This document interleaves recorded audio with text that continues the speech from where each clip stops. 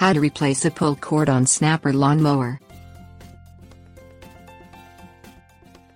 The Snapper Lawnmower Company claims to have a complete line of residential lawn equipment that is effortless to use and maintain. A typical gas-powered mower works by rotating a cutting blade around an axis.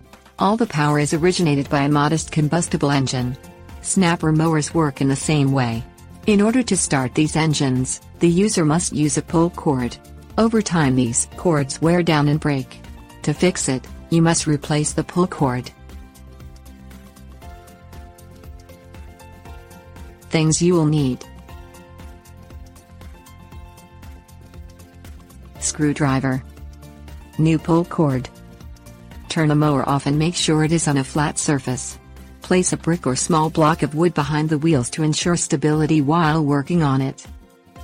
Remove all screws keeping the mower's housing in place. Lift the housing off of the snapper mower and find the disc containing the pull cord off to one side of the engine. Remove the disc's housing by unscrewing any fasteners. Depending on the snapper mower model, these can be nuts and bolts or standard screws. Unroll the old cord and take it off the disc. Pay attention to the direction it is originally wound, whether clockwise or counterclockwise. Wind on the new cord in the same direction as the original. Reattach the disc cover by refastening all screws.